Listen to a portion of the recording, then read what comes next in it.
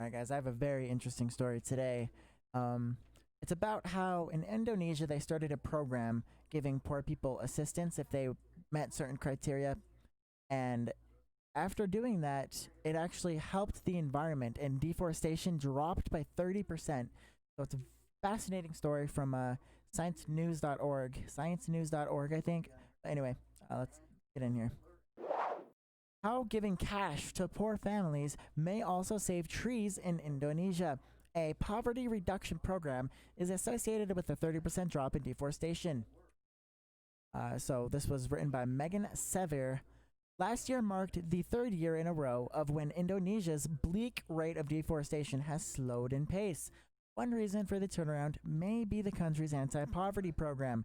That initiative is associated with a 30% reduction in tree cover loss in villages, researchers report June 12th in Science Advances. So, how is it possible that giving people money would result in a reduction of tree loss, the loss of trees? How? Um, well, let's take a look, guys. In 2007, Indonesia started phasing in a program that gives money to its poorest residents under certain conditions, such as requiring people to keep kids in school or get regular medical care, called conditional cash transfers or CCTs. These social assistance programs are designed to reduce inequality and break the cycle of poverty. They're already used in dozens of countries worldwide. In Indonesia, the program has provided enough food and medicine to substantially reduce severe growth problems among children. Such programs do not have to negatively affect the environment, though. Ferraro and Rita, I don't know how to say that last name, an applied microeconomist at the National University of Singapore, wanted to see if Indonesia's poverty alleviation program was affecting deforestation.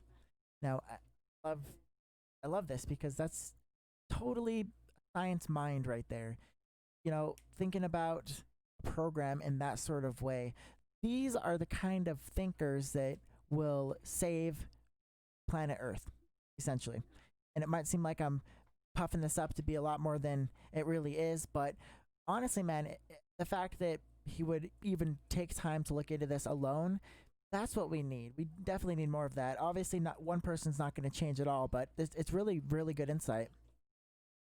Indonesia has the third largest area of tropical forests in the world and one of the highest deforestation rates, especially of primary forests. Undisturbed, mature tropical forests that are important for biodiversity and carbon storage, among other benefits. So I'm sure vast majority of you guys are aware of this, but when trees help remove carbon from our atmosphere. Carbon is what we are emitting at an disgusting rate, causing the composition of the atmosphere, the chemical gas composition of the atmosphere to change to have more CO2. When there's more CO2, it acts as an insulator. It warms the planet and it heats the planet. Therefore, you know, causing droughts, creating more severe weather, changing weather patterns, making the ocean more acidic and warm, melting the polar ice caps, making the sea rise, etc., etc., etc. Um, and so, one of the things people have brought to the table when it comes to fighting climate change and reversing the carbon in the atmosphere is planting more trees. Because when trees grow their leaves, when they grow their branches, when they grow, that is from the carbon in the air. So they essentially are taking in the carbon and they're able to grow using that carbon. That's why if you look at a NASA satellite map of in spring to early summer, there's usually a drop in the amount of carbon in certain areas, especially around giant forests like this in Indonesia. And then when the fall hits in places that have fall, and the leaves die and fall to the ground, then the carbon gets released again, and it gets really bad. But that giant dip in carbon, guys, that's what we're looking for. That's what we're talking about. We have a way to sequester carbon from the atmosphere, and so I mean, obviously, a lot of you guys are well aware of that. I just wanted to say that for the people that aren't aware of that, because there are a lot. Ferraro and Semeron, analyzed the satellite data showing annual forest loss from 2008 to 2012, including during Indonesia's phase-in of the anti-poverty program. In 7,468 forested villages across 15 provinces and multiple islands, the duo separated the effects of the CCT program on forest loss from other factors, like weather and microeconomic changes, which were also affecting forest loss. With that, we see that the program is associated with a 30% reduction in deforestation, Ferraro says, and half or more of that reduction is coming from primary forests.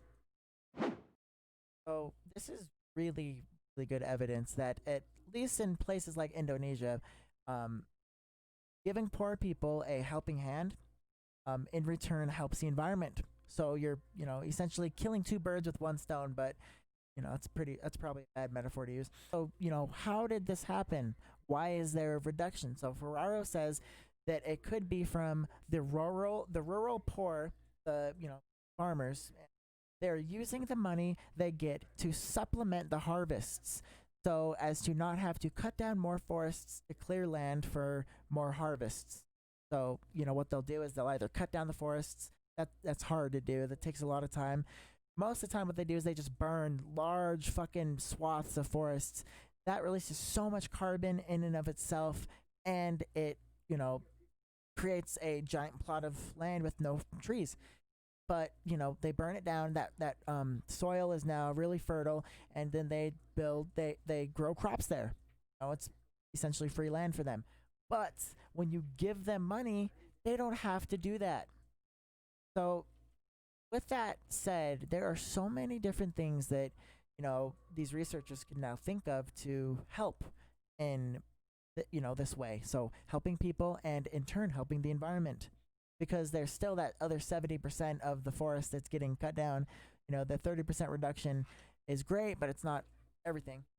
But, besides local factors, this could be a promising preliminary result in other parts of the world. More of these studies definitely need to take place. These are the important studies, guys. These are the studies and researchers we're going to be looking towards in the coming decades to essentially help save the planet. Ferraro and Saramgi say these results are likely to translate to other parts of Asia because there's a importance of growing rice and there's an importance for having market access as well. So that's one thing that all these other parts in Asia have in common with Indonesia, which, this study shows there's a reduction in deforestation. Ferraro ends the article by saying the value of the avoided deforestation just for CO2 emissions alone is more than the program costs. That is well said. So I had a couple things to say about this. Obviously, this is a great study because it helps both economically and environmentally. And these are the kind of studies that we need to focus on because, it's the kind of study that can convince those who really only care about economics, those who are politically centered on, I don't really care about what's happening to other people, just about me. This is going to help the economy and the environment. Stimulates the economy, helps the poor people so they can actually go out and buy goods and local business and whatnot. And it helps the environment too. And once we're going to have a stable environment to continue living. So I think these kind of studies are perfect, man. Perfect to help convince people. Let me know what you guys put it down in the comments if you'd like to. And stay safe, guys. Thank you guys so much for watching the video. I'm not going to ask you to like, comment, or subscribe. I really appreciate you watching. It supports a lot. And if you guys, want to see more, go ahead and check out the channel. I like having discussions, so if you disagree with me on anything, or if I'm factually incorrect about something, then let me know. As once again, stay safe out there.